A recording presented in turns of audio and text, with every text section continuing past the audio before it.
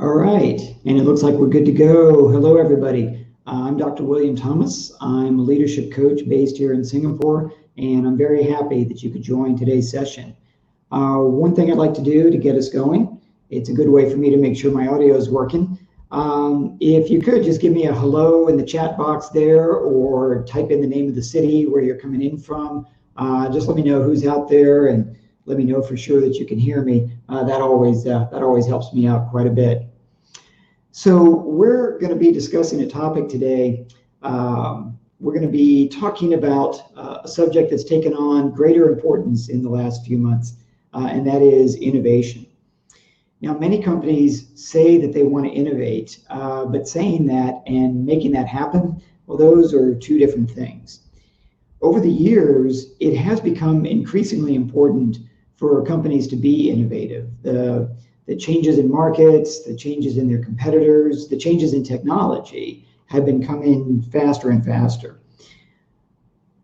Throughout this year, throughout 2020, though, I think companies have had to get creative about simply doing their day-to-day work. And so there's been a stronger need for innovation in our workplace today. But there are some natural obstacles to innovation, and we're going to look today for some ways around those obstacles. Our session today is scheduled for 45 minutes. I've got about 35 minutes of material to share with you, and then we'll have plenty of time for Q&A. You can type questions into the chat box as we go along. I may take some of those right away. I may save some of them for later. And of course, if you see somebody else's question and you have some thoughts on how to answer that, I hope you'll go ahead and share your thoughts. I find that it's very useful if everybody's sharing among all the participants rather than just listening to what I have to offer. So before we start talking about innovation today, I want to share with you a story about innovation in the past. And this was back in the early 1970s. There was a fellow by the name of Arthur Fry in the United States. He used to sing with his church choir there. And Arthur loved singing. He loved getting in there every Sunday and singing. But one thing really frustrated him, and that is that every week he would try to mark the hymns in the hymnal. He'd mark the hymns that they were going to be singing that Sunday, so he wouldn't have to be flipping back and forth throughout the book when he was supposed to be singing. But nothing seemed to work for him. He tried using regular bookmarks, and they kept falling out. He thought about using a piece of tape, but tape would damage the thin pages of the hymnal. So he had to think about what to do, and he remembered something from work that might help. Arthur worked for a company called 3M. He was a scientist there, and he had gone to a presentation by another scientist named Spencer Silver. Dr. Silver had tried to create a super strong adhesive. It would be like the strongest tape known to man. But something went wrong, and instead it turned out to be very, very low strength. The adhesive was too weak to be used for tape. He really didn't have any use for it, but he kept trying. He kept looking for something that he could use it for. And so along comes Arthur Fry. And Arthur's got these thin pages in his hymnal, and he asked if they might try putting some of that low stick adhesive onto a piece of paper that he could then stick onto the pages. The adhesive was strong enough to stick to the page, but weak enough that it wouldn't damage the pages. It wouldn't leave any residue behind. So the two of them experimented with different kinds of paper and different amounts of adhesive until they got it to work. And once they did, they realized this might make a useful product to sell. Now, by now, many of you have probably figured out that the product I'm talking about is Post-its. This failure, this substance that didn't work and had no use, has become one of the most commonly used office products in the world today. And even as we go digital, people are still using Post-its. In fact, they use digital Post-its. One of the interesting things about 3M's company culture was that the failure of a new idea was not seen as a failure of the person who tried it. So in this case, Dr. Silver and his team who created the unusable adhesive, well, they were still around. They were still working in a lab. The company was still open to using their product in a new way after it didn't work in the original way. That openness to failure, that acceptance of the risk of failure, is a critical part of an innovative culture. Why is that? Well, this quote from Albert Einstein, I think, really sums it up. A person who never made a mistake never tried anything new. And what this means is, when you're trying something new, there is no guarantee that it's going to work. The only way to know for sure that something works is to do something that has worked before. And if that's what you're doing, then you're not trying anything new. When we talk about being innovative, part of that, of course, is the idea of developing something new. When someone says, think outside the box, this is what they're talking about. But innovation takes more than just thinking of new ideas. It requires you to try those ideas without knowing whether or not they're going to work. Accepting that risk of failure is one of the biggest challenges to innovation. Plenty of people can come up with new ideas, but they don't have the guts to try them out because they worry about what's going to happen to them if they fail. So innovation is not just about being creative, it's also about being a risk taker. Now, a lot of the resistance to failure comes from the cultures and the environments in which people grow up. And here in Asia, while every society is certainly different, there are some similar qualities that we see across the region that might affect the acceptance of failure as part of innovation. Now, that's not to say there's anything wrong with these cultures. It's just that you need to understand their impact so that you can change your workplace and you can lead your people in a way to overcome those challenges, to overcome those cultural factors. And so today, we want to move beyond those challenges. And so here's the return on investment that I want you to get from our session today. First, by the time we're done, I want you to understand the challenges that keep us from accepting the risk of failure and that keep us from being as innovative as we say we want to be. And you might ask, if innovation is so valuable, why doesn't it just happen naturally? Well, a lot of things that are valuable don't happen naturally. Creating an innovative culture requires you to first understand how you got the risk-averse culture that you may have so that you can overcome those barriers. And then, whether you're managing others now or you would like to be doing that someday, we're going to take a look at how to move beyond those challenges and lead an innovative team. The question here is, what can we do to help create a culture where innovation is the norm, not the exception? And so I want to share with you some policies and processes that you can use, not just taking these and putting them into place necessarily, but maybe using them as a way to think of something that works in your particular company. Finally, the last point is that we're going to help you hire innovative people so that whenever changes you make to your working culture now, will continue in the future. It doesn't do you a lot of good to make changes now and then keep hiring people the same old way. So I want you to have some ideas for how to do your hiring more effectively. So let's start by considering the obstacles to innovation and think about the impact, for example, of education that people get as they're growing up. Years ago, I was teaching in a master's degree program here in Singapore at Nanyang Technological University. Now, I use a very collaborative seminar style when I teach. And in this case, the students were expected to challenge each other's ideas. They were expected to challenge my ideas. I wanted them to be using critical thinking to understand and explain an issue, and then make recommendations and describe how their ideas would work out in the real world. Well, at the beginning of the semester, when we started this, my students told me this was not the style that they were used to. As they described it, when they were growing up, a teacher would stand at the front of the room and talk, and the students would just write everything down. The focus was on memorization rather than on developing new ideas. For many of them, this was true even in their bachelor's degree program, so that when they came for their master's, the expectation that they should challenge the teacher or challenge each other, well, that was very unusual for them. This is the experience that many people had in school, and it's very different from the innovative environment that we're talking about for our workplace today. This kind of experience discourages innovation in favor of getting the right answer. And if somebody's gone through 12 or 14 or 16 years of this kind of experience, they can't simply come to work for you and flip a switch in their brain and suddenly be open to getting things wrong. Now, this kind of challenge does not just come from school, it also comes from the pressures that people experience outside of school as they're growing up. So consider the pressure that a lot of people feel from their families and from the bigger society. First of all, consider the emphasis on success. While we want to be successful in the end, all of us want to ultimately be successful. Innovation typically does require some failure along the way. But when people are told that failure is not an option, that you have to get it right every time, it encourages them to only do things that they know will succeed. And if you know it's going to succeed, it's not new. You learn to play it safe. You learn to not take chances. And the idea of staying on that safe path can affect your work. Maybe you decide not to suggest a new idea because if it fails, it might reduce your chance for promotion.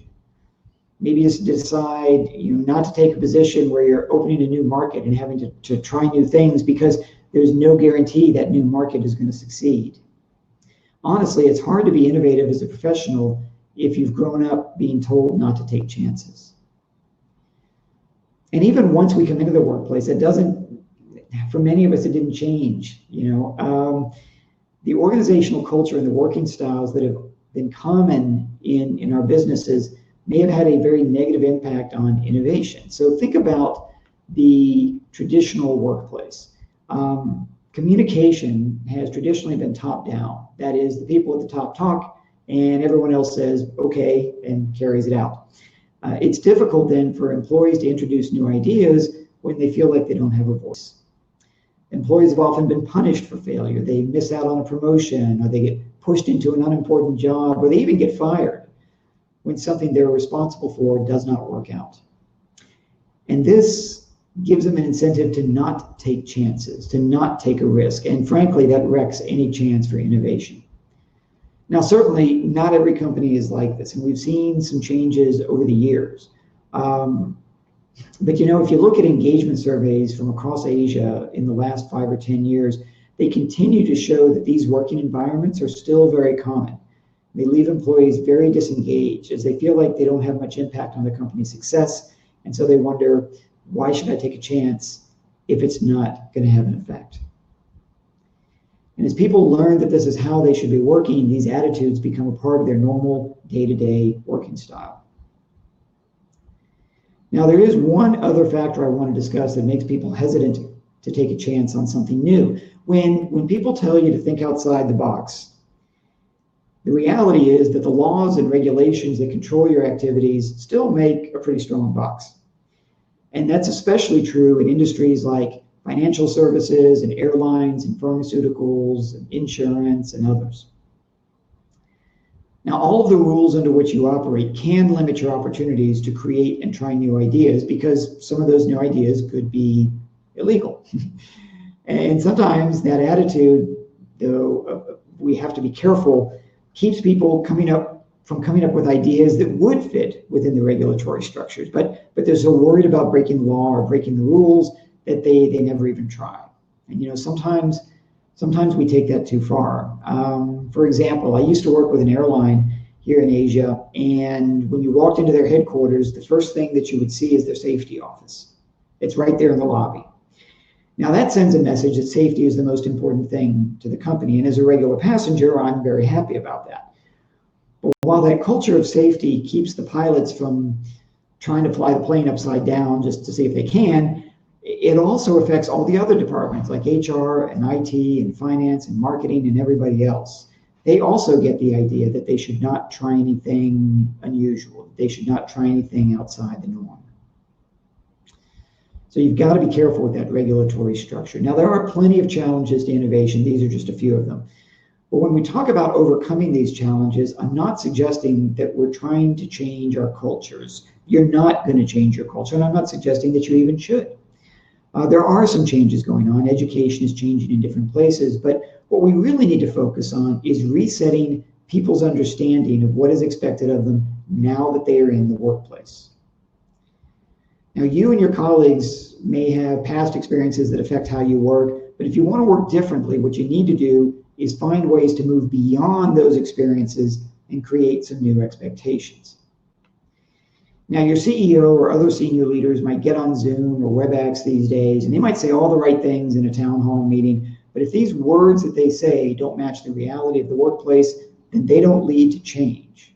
What matters are the actions, much more so than the words. Let me give you an example of a bank that I used to work with in Malaysia. Now, I was there a few years ago to meet the group head of HR, and there was a poster in the elevator that emphasized collaboration. It's a little different from what we're talking about today, but it's close enough.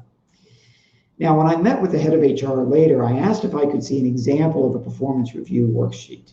And sure enough, almost everything on that performance review had to do with individual success, not collaborative success. The only thing that addressed collaboration was a competency called teamwork, but there was no description of what that even meant. So the bank was telling people, we want you to collaborate, but their actions were saying, we want you to work as an individual. And let me ask you, what are you going to pay more attention to? A poster in the elevator or the performance review that affects your salary and your bonuses and your promotions? A company's words are important. The leadership's words are important. They matter because they do communicate a message about what the company expects from its employees. But that only matters if the policies and processes that they use match the intent behind those words. And that's where we're going to focus our attention today. And by the way, you don't have to be the CEO to make changes around you. If you're managing 3 other people, those 3 people are looking to you, not just listening to your words, but looking at your actions. So you can have a difference, you can make a difference, regardless of the size of the group that you're leading. So here's where we're going to look today as some ideas for leading an innovative workforce. First, setting the proper expectations for your employees. Next, assessing and rewarding the people who take risks, who do the behaviors that you want to see. And finally, if we're going to be expecting failures to happen, we need to have a way to learn from those failures and work toward success. Now, taken together, these 3 concepts will help you create a culture that supports innovation. Let's take a look at each one of them in some detail. So how do we start setting expectations for employees? Let's start by letting people know what we expect of them. The first thing you might consider doing is review your job description and make sure that they address agile concepts like innovation and collaboration and so forth. This is the most basic starting point for helping someone understand their job. Okay, actually telling them what their job is, telling them what is expected of them. If you expect people to present new ideas, that should be in the job description. If you expect people to work with others across functional boundaries to develop new ideas, new systems, that should be in the job description. There's no excuse for wanting your employees to work one way and then having a job description that says something else. Next, set KPIs that require innovation. Consider setting metrics for how many proposals someone is expected to introduce every quarter. Okay, something as simple as that. Setting metrics around new projects that they take on or teams that they lead, innovation teams that they lead. What I'm saying here is don't just make innovation a nice thing to have. Don't just wait for it to happen, but instead make it a requirement for the job. Require people to innovate. And if you measure it and evaluate it, then people know that you're actually serious about it. Make sure that you have development opportunities for them. Okay, have stretch opportunities. Put people into positions, give them projects that they may not be perfect at today, but they could become perfect at as they develop some skills. Give people opportunities to succeed and then step back and let them build on the skills that will help them succeed. Okay, you want development programs that facilitate creativity, that help people feel comfortable communicating, opportunities to try something new and be able to recover if, in fact, things don't go well. Spend some time identifying your team's future needs so that you can start making plans in advance rather than waiting until the last minute and having to just come up with something in a hurry. Because when you do that, a lot of times you just rely on what has worked before. But if you have a good plan for the future, and if you share that plan with your employees, if you let them know what's going to be important, not just next quarter, but also next year, they can be thinking about those ideas and they have time to try new ideas, let them fail, learn from those failures and move on. So don't keep people in the dark about your future plans, but let them know what's coming so they have time to try things, recover from failures, and move on toward success. Finally, you need to put into place policies that make innovation easier and just a more natural part of the day-to-day experience. Consider, for example, what Google has done. Now, Google is offers one of the best known examples of enabling innovative work. It's what they call their 20% time. And this has gone through some changes over the years, but the concept is a pretty powerful one. And by the way, it's the same concept that 3M had that allowed Arthur Fry and Dr. Silver to work together to come up with Post-its. The idea behind this, for those employees that participate in it, is that they spend 20% of their time, so basically 1 day a week, working on something other than their primary job. And this could be working with people from other specialties, people from different business units. It gives them a wide range of perspectives. And every Google campus is set up with small rooms where teams can gather informally. Now, some of the products that have emerged out of this 20% time are things like Gmail and Google Talk and AdSense, things that have been huge for Google. These came about not because they were planned, but because people got together and said, I've got an idea, let's see what can happen. So by creating policies that enable innovation, that show that the company is actually serious about this, Google moved from being a search engine to being whatever it is today. I don't even know how to describe it. So you've got to put policies in place that make it easier for people to innovate, not just to give them the opportunity, but also to show them that you're serious. So once you create these working styles and you set expectations, how do you follow through on them? Well, first, I need you to consider, I really want you to consider how you're evaluating people and providing feedback. Now, I mentioned earlier the example from that Malaysian bank about how they wanted collaboration, but then evaluated for individual success. Don't be like that, okay? You should be assessing people for the working style that you need, and you should be helping them close any gaps. You should help them develop any weaknesses or vulnerabilities that they have. Now, I realize that when it comes to your formal performance feedback process, you may not have a lot of say in what gets reviewed or how that process is done, because you're part of a big company, and I get that. But consider how you provide informal feedback, and hopefully you are providing informal feedback on a regular basis, not just having one performance discussion a year. I used to work with a government agency here in Singapore, and they liked some ideas for performance feedback, but they had to follow the same structure as every other government agency. But what the head of HR pointed out was that when they do their informal feedback, like their mid-year reviews, they can use whatever structure they want because it's not recorded in an employee's records. And so they tried a different method for their informal feedback, and I suggest you do the same. When you are talking with your employees and providing feedback, you need to be addressing the aspects of innovation that you think are important for your team's success. So if people are trying ideas and they're failing, don't highlight that as a failure, but instead recognize that they are trying new ideas, and then look for ways that they can avoid failures in the future. Acknowledge that people are trying new things, and if they aren't, then make sure you point that out as an area to be worked on. Now, one way to encourage your employees to open up about their challenges and their failures, because let's face it, a lot of people don't want to talk about failure, right? But one way to get them to talk about that is for you to open up about your own failures, whether things that are happening now or things from your past.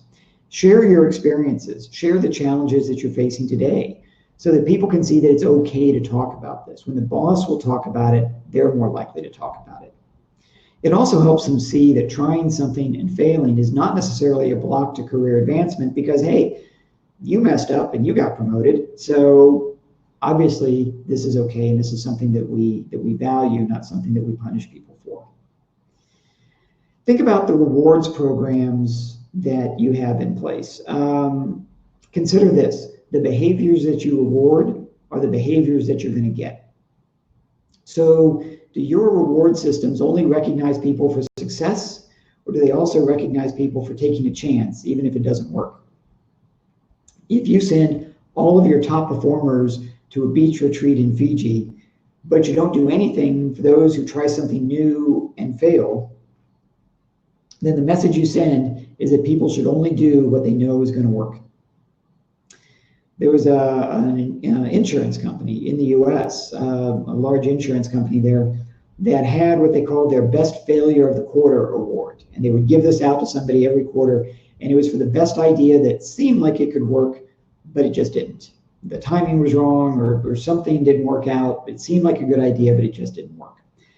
Make sure you have some sort of recognition of reasonable attempts, in addition to recognizing those attempts that actually work, okay? Make sure you acknowledge those ideas that seemed good but didn't work out. Okay, recognize people for that and reward them for that, for taking a chance. Finally, if you really want to help people feel more comfortable trying new ideas, take your most innovative employees and use them to help coach and develop others. Find your employees who are creative, who are communicative, who work across boundaries, who take risks, who take chances, and use them to help others to be confident doing the same. Whether it's in one-on-one peer coaching, or like a lunch and learn session, a discussion with a group, they can share techniques that make them so successful, that help them feel confident innovating.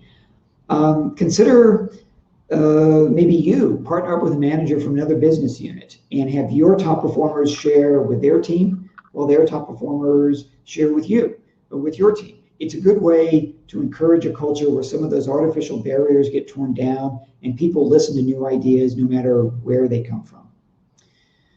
So if you want people to feel comfortable taking a chance on failure, they need to know that there is a way to turn that failure into success. So you need to have a way to learn from failures, and that doesn't just happen naturally, okay?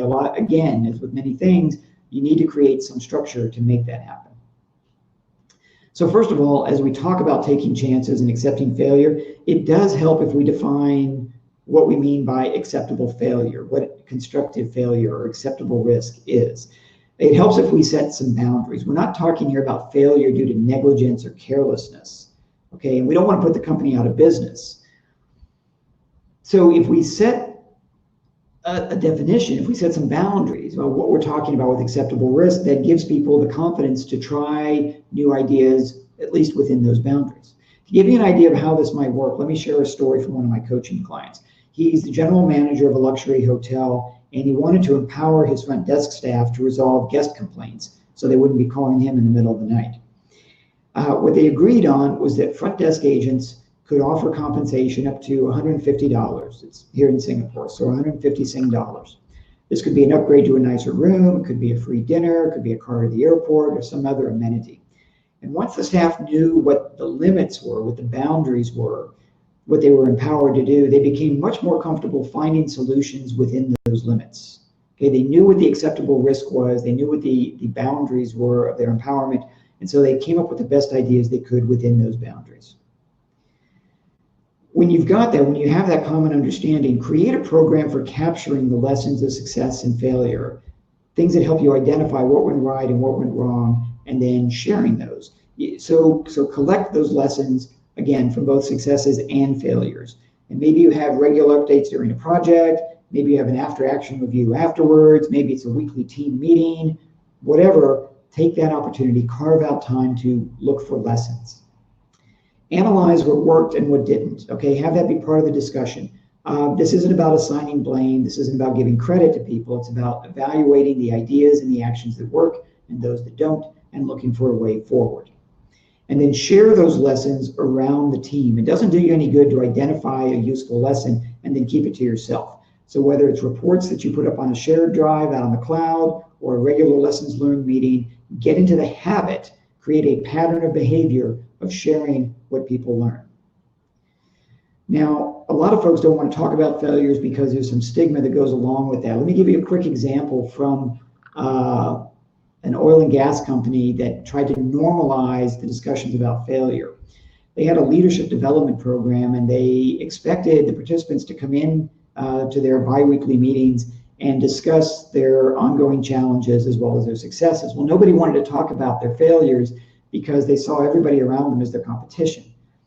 So, they didn't want to give anybody else an edge for promotion. So what the company said was, okay, from now on, when you come to these meetings, you're required to share a story about a failure you've experienced so that we can discuss it. And what that meant was, if you didn't want to share stories of your failures, that's fine, but now you can't be in the leadership development program. So before, people thought if I share my failures, I might not get promoted. Now, the only way to get promoted was to share your failures in a discussion. So they normalized this discussion. If you want people to talk about their failures and what they can learn from them, you have to make it normal to talk about failure. Now, I want to pull up here real quick and see what questions we have. I've got a point here from Devane. It says that including innovation in performance assessment would really help promote innovation as it formalizes it as a factor in one's career path. Absolutely. And when you state a clear expectation, like in order to get promoted, you need to be innovative. In order to be innovative, you need to be a risk taker. In order to be a risk taker, you've got to have some failures. That's just the norm. Then that lays it out as a clear requirement for people, and it makes it more likely that they'll do it.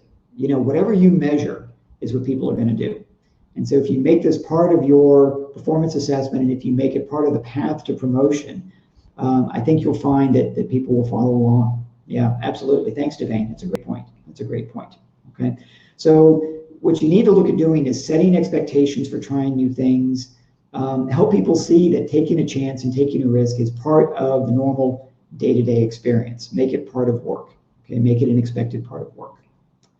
Not just through your words, but through your actions. And by actions, I mean the policies that you set and the processes you put in place, and frankly, the examples that you set yourself as a leader.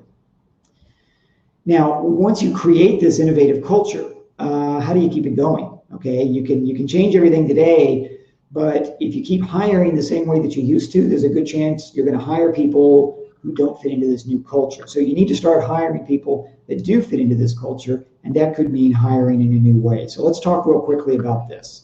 We'll just take a moment on building your talent pipeline. So, like I said, you need to hire people who are willing to take chances, and they need to know what to expect before they ever start. Not everybody wants to be innovative, okay? Not everybody wants to be. A lot of people prefer a nice, stable environment where nothing changes and they're not expected to try anything new. And that's great for them. But if that's not who you want to recruit, then you need to attract and hire people in a different way, people who do want to be part of an innovative culture. So first of all, you need to attract the right people. Your job announcements need to be very clear about what you're looking for and what you expect from an employee, so that you're more likely to attract the kind of people who want to work that way. So if you're going to evaluate people based on how many new ideas they introduce, if you're going to assess people based on their ability to learn from failure and try again, then you need to say so in the job announcement. You need to say so in that job description. My advice to you is this: before you post another job opening, review the job announcement very carefully and ask yourself, does this really reflect the job that I expect somebody to do? And if not, then change it. For that matter, go take a look at your own job description and see if it describes the kind of work you really do. And if not, maybe think about changing that. Then I want you to think about how you evaluate candidates. If all you're looking at are job titles on their resume and the results of some basic interview questions, you may not be getting the full picture that you need. Consider other ways of seeing how somebody actually works. Some companies have gone to gamification. They use digital games to assess how somebody thinks. Consulting firms often have their candidates work through a case. Consider how you want your employees to work and evaluate them in that kind of an environment. You can sit there and interview somebody, and that's great, but when they're working for you, they're not going to be sitting around getting interviewed. So maybe try assessing them based on how they do the things that you actually need them to do. Now, you may be thinking, hey, I can't change the hiring process. My big multinational company has told me how to do this. Okay, fine. But one thing you can do when you hire people is evaluate them for qualities that may not always show up on the resume. And you can interview them and talk with them about these things outside of the workplace, because that can tell you a lot about their personality. So, for example, if innovation is important to you, look for people with creative interests. You want to find somebody who can think from more than one perspective. For example, one of my coaching clients is a professor up in Hong Kong. Now, he's an award-winning Chinese calligrapher, and his job may not call for a lot of Chinese calligraphy, but it does call for taking different approaches to questions depending on the context. And the fact that he can think not just as an economist, which is what he's trained as, but also as a calligrapher, Well, that suggests he's not stuck with just a single way of thinking about a challenge. You also might want to look for people who take chances for fun. Mountain climbers, scuba divers, surfers, these are not job titles that you're going to see on a resume, but they can help you spot somebody who is comfortable taking risks and who apparently learns from their mistakes because, well, they're still alive, so they must have learned something and done it right the next time. When you're interviewing people or even looking at their LinkedIn profile, look for some indication of what they do for fun, because that may tell you something about their willingness to take chances, their willingness to take risks. People who do volunteer work are another great example of innovators who might not be obvious from a resume. Consider this: people who do volunteer work often accomplish great things with very few resources by coming up with new ways of attacking a problem. Doesn't that sound like a success in your business too? Adding business value at low cost is probably an outcome that you want. So look for people who practice working creatively in their spare time. Remember, what somebody did in their past jobs is important, and the hard skills, the technical skills they have do matter. But their past employers might have had a different culture than what you want to have. So a person, remember, is more than just the sum of their work experience. Look at all aspects of their lives to help you find the right people. Now, these are the key points that I wanted you to be able to walk out with today. First, I want you to understand the challenges to innovation and realize that a lot of them are culturally driven. Some of them are driven by business culture, some just by the laws and the rules under which we work. But understanding what affects your people gives you an idea, a starting point for overcoming some of those challenges, for overcoming some of those obstacles. Secondly, I shared some leadership processes that can help you support innovation, some things you can introduce in the workplace, some things that you can introduce to your employees to help you set them up for success, make it clear to them what they should be doing and what you expect from them, and then putting the policies in place that support those expectations, whether it's Google's 20% time or having people, well, of course, these days you don't have little rooms off to the side you can go to, but maybe encouraging people to have, short, 15-minute, 30-minute catch-up sessions with their peers on a scheduled basis. Assessing people for their new ideas that they propose, whether they work or not. Setting your own example by opening up about your failures and discussing the challenges you face so that they will be more likely to open up to you. All of these are things that are within your grasp. Okay, these are things you can do, whether you're a CEO or leading a small team. These are things you can do to create an environment and create a set of values and priorities for your people that are the basis of a culture.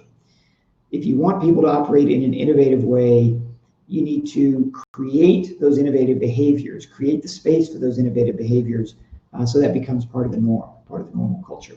And then finally, in order to maintain that and sustain that in the future, you need to hire innovative candidates. And that may mean being careful about how you attract people, and you really should be paying close attention to that. It could mean evaluating people differently, more than in just an interview setting, but in some other kind of assessment. And then finally, looking beyond the resume, looking for the risk takers, looking for the people who can come up with new ideas because they've demonstrated it, maybe in their free time, even if not in their work time. Now, with a session like this, it's common to be thinking of some great ideas during the webinar, and then afterwards you go back to your inbox and it's pretty full, and so you deal with that and you forget about all this stuff. So let me suggest some things that you could do after this session to get you started. And as I'm going through these action items, let me also suggest that if you have any questions at this time, please go ahead and start putting them in the chat box, and I'll go ahead and address those. And you can message those to me personally, just send to the host, or you can send to everybody. So some action items for you. First of all, after this session today, take a look at your company's goals and determine how innovation can help you. Look at your team's goals. Look at what your team is responsible for and see how innovation can help you. Do you need to be changing the products or the services that you offer? Do you need to change the way you offer them? Do you need to come up with new distribution methods? If your sales team can't do the face-to-face sales, what should they be doing? What changes, what kinds of creativity do you need today? Are you like my favorite fashion designer in the Philippines, who's now producing some very unique masks that could be worn to a formal occasion? Do you need to change some of your internal processes to cut costs? A lot of us need to cut costs these days. A lot of innovation right now might not be in your client-facing products, but it might be in your internal processes as a way to cut costs without having to cut your workforce. Basically, what I'm saying here is take a step back, figure out what you want to accomplish, and decide where innovation can be useful. Secondly, review your processes and your policies to see if they actually do support innovation. So as you're telling people to be innovative, do your internal practices actually encourage that kind of behavior? When people talk about changing a culture and changing a mindset, the only way to change mindset is to first change behavior. So make sure that you've got policies in place that actually support the behaviors you want, and that will lead to a change in mindset, which is a change in culture. It will help you to get buy-in from your senior leaders, especially if there are any formal changes that you want to make, such as with hiring or performance reviews or reward programs or anything like that. Be ready to make your case for why these changes will be useful. Show people what you want to accomplish. Show them where the gap is now. Be ready to explain how your idea is going to fill that gap, and then show the payoff, show the reward. Here's a tip, by the way. If you're trying to get somebody to buy into your idea, show them how the benefit accrues to them. Show them how they benefit from what you are suggesting. Not just how you benefit, not just how your team benefits, not just how the company benefits. Show them how they benefit, and you're much more likely to get some buy-in. The last thing I'm going to suggest to you, the last action item I'm going to put out to you, is to do some professional reading. And let me suggest to you, if I can just take a second, some reading that might be useful for you. All of these books I have found to be very valuable for giving you an idea of how creativity and innovation and risk-taking support a business. I am especially going to point you to the books by Daniel Pink, and in particular, A Whole New Mind. A Whole New Mind is about thinking in different ways. And I think that's going to be very valuable for you, because not only does it give you an idea of how you can develop new thinking among your team, it also gives you an idea of how to develop new thinking within yourself, how to improve your own innovation, how to encourage your own risk-taking. Remember, you need to set the example. And so before you worry too much about changing how everybody else works, take a look at how you work. And I'm going to strongly encourage A Whole New Mind. Now, for those of you who registered today with your email address, I'm going to send you these titles in a follow-up email after we're done today. Okay. So this is pretty much going to wrap us up. I've got time for just a couple of questions. So if you have any others, please go ahead and enter them into the chat box. As I said, you can either send them directly to me or you can send them to everybody. And I've got one question here that came in right to me, and it says, yeah, so sorry, I was looking at the wrong one. There we go. So I'm trying to get my own manager to try new ideas, but he's afraid of making any changes. So what can I do about that? All right, so that really, let me suggest a couple of things to you, first of all. One, if you've got changes that you think you can make within your own team without getting approval, then I encourage you to start with that, okay? Start making those changes now. So yes, your manager is putting certain limitations on you, but if you are able to work within those limitations and still make some changes on your team, I encourage you to do that first, because that's the easier battle to fight. That's the easier path to go down. The next step is to work with your manager and try to get them more comfortable with changes, more comfortable with new ideas. So a couple of ways to do that. Number one, if you do make some minor changes, some kind of soft changes, be able to bring those as examples and say, well, look, I tried this and it worked really well, and so maybe we can try some other new ideas. Something else I have found to be helpful when you're talking with somebody who's reluctant to change is that instead of telling them what you think we should be doing, try instead to ask them questions. Ask them leading questions in a way that leads them to the answer that you want them to come up with. And to be honest, I used this a lot during my military career when I was a junior officer, and I would be working with colonels and generals who were not going to listen to a captain or major sitting against the wall in the meeting. Rather than telling them, here's what I think we should do, I would ask them questions about the situation and about options, but I would ask those questions in a way that it would lead them to the answer that I wanted them to have. Now, one of the benefits to that is that when somebody comes up with an idea on their own, they're much more likely to buy into it because it's their idea.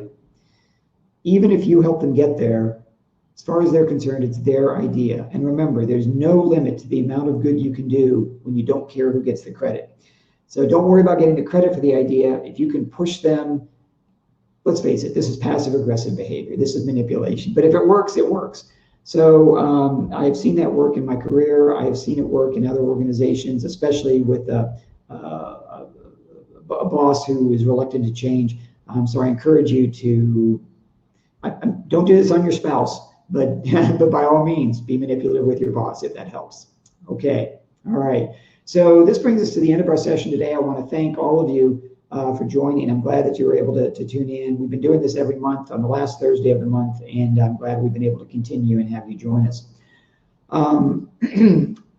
Just a quick note, if you've got any questions about any of our programs, I encourage you to take a look at the at our website there, and by all means, please go ahead and visit us and take a look at what we have to offer. We provide leadership coaching, one-on-one coaching. We provide seminars and workshops. We provide keynote speeches, and obviously all of this is being done a little differently today in a virtual environment. I do want to add just one, just one final thought. If you'd like to connect with me on LinkedIn, please just look for William Thomas in Singapore, and that should lead you right to me. I'd love to connect with you and follow up with any other questions or conversations you might want to have. So with that, I'm going to go ahead and sign off today. Thanks again very much for joining. Hope to see you again next month, and do enjoy the rest of your day.